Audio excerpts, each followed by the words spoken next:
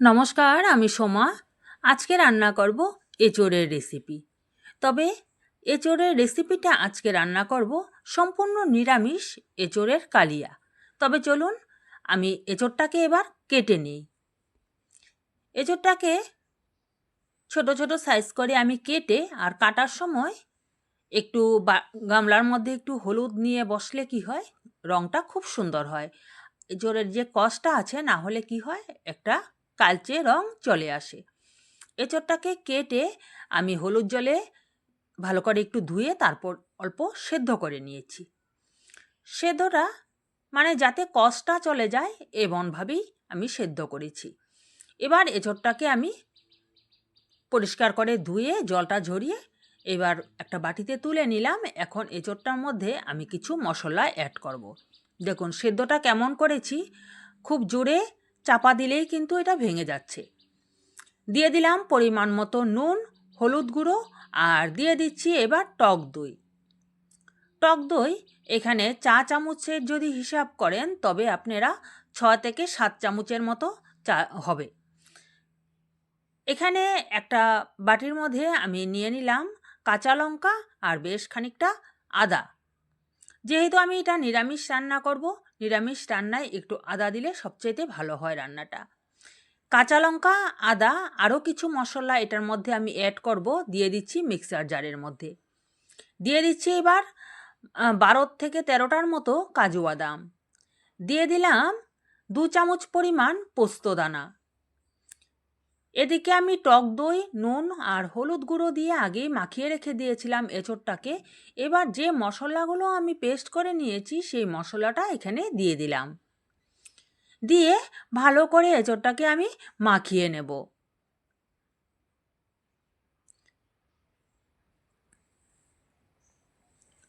খুব ভালো করে যাতে সবগুলো এঁচোড়ের গায়েই মশলাটা লাগে সেইভাবে আমি ভালো করে মাখিয়ে রেখে দিলাম। এখানে ছোট সাইজের 2টো আলু ডুমো ডুমো করে কেটে নিয়েছি।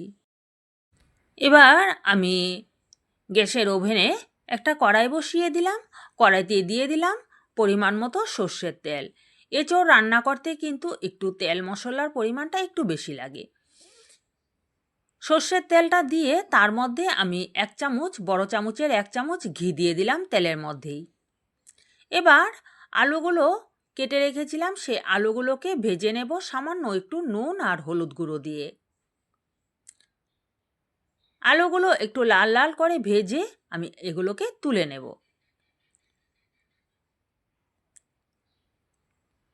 আমাদের বাড়িতে ফাল্গুন চৈত্র মাসে যখনই এঁচোড়টা তো বেরিয়ে যায় ফাল্গুন চৈত্র মাসে, তখন কিন্তু আমাদের বাড়িতে এঁচোড় খাওয়া হয় না।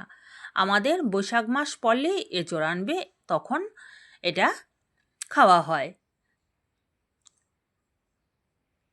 মানে এটা হলো বাড়ির নিয়ম না, অ্যাকচুয়ালি এটা হচ্ছে জ্যৈষ্ঠপুত্র যদি হয় তবে সেই জ্যৈষ্ঠপুত্রের মায়েরা নাকি নতুন ফল সব কিছুই বৈশাখ মাসে বৈশাখী করে। আমি সেই তেলের মধ্যেই কিছুটা জিরে আর তেজপাতা ফোড়ন দিয়ে দিলাম। তারপর মাখিয়ে রাখা এঁচোড়গুলো দিয়ে দিলাম, দিয়ে 1 চামচ পরিমাণ দিয়ে দিলাম এখানে। এবার আমি এর মধ্যে দিয়ে দেব, যেহেতু এখানে টক দইটা আমি ব্যবহার করেছি সেই জন্য একটু মিষ্টি দিতেই হবে। আমি সরাসরি তেলের মধ্যে দিলাম না, সামান্য একটু এঁচোড় এখানে তেলের মধ্যে দিয়ে তারপর দিয়েছি, যাতে কালারটা খুব সুন্দর আসে। এবার দেখুন কালারটা, তাতে কি হবে, পুড়েও যাবে না, খুব সুন্দর একটা কালার আসবে। 1 চামচ কাশ্মীরি লঙ্কার গুঁড়ো দিয়ে দিলাম। দিয়ে এবার বাদবাকি যে এঁচোড়গুলো মেখে রেখেছি সেই এঁচোড়গুলো দিয়ে দিব এখানে।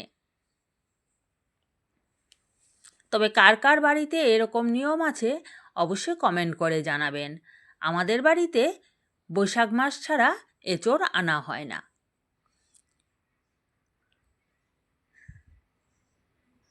সমস্ত এঁচোড়গুলোকেই আমি এইখানে দিয়ে দিলাম। দিয়ে যে কাশ্মীরি লঙ্কার গুঁড়োটা আর একটু মিষ্টি দিয়েছিলাম সব কিছু একসাথে মিক্সড করে নিচ্ছি। এবার এর মধ্যে কিছু গুঁড়ো মশলা আমি অ্যাড করে দেব।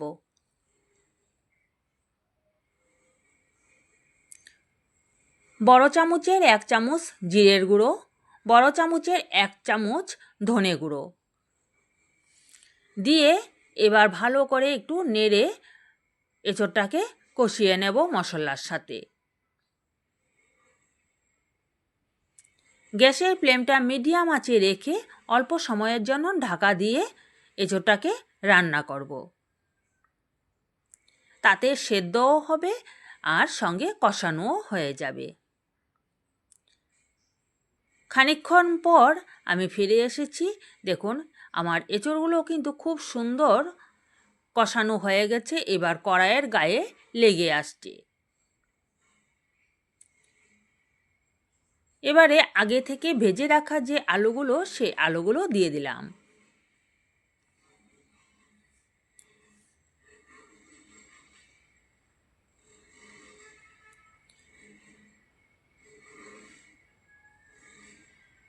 দিয়ে সব কিছু ভালো করে মিক্সড করে যে বাটিটাতে আমি মাখিয়ে নিয়েছিলাম এঁচোড়টাকে, সেই বাটিটা ধুয়ে সামান্য পরিমাণ জল দিয়ে দিলাম।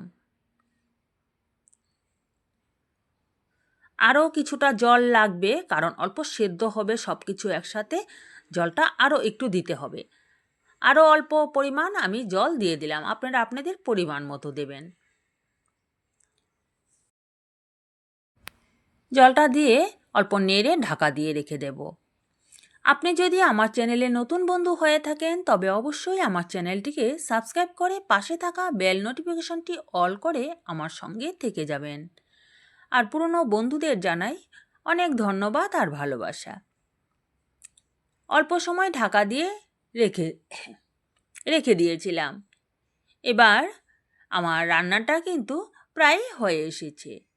এপাশে আমি একটু টেস্ট করে দেখে নিলাম, একটু মনে হচ্ছে আমার নুনটা কম হয়েছে, সামান্য একটু নুন এখানে অ্যাড করে দিলাম।